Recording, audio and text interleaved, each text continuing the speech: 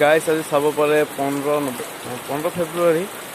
এইয়া চাওক কেনেকৈ শিল বৰষুণ আহি পেলাই শিল আহিলে আমাৰ পিছফালখন শিলে নোযোৱা হৈ গ'ল। চাওক চাওক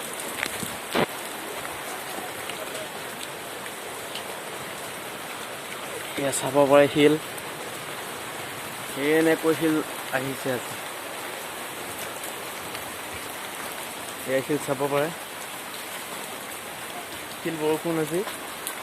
অ' ভাই চাওকচোন চাওক চাওক চাওক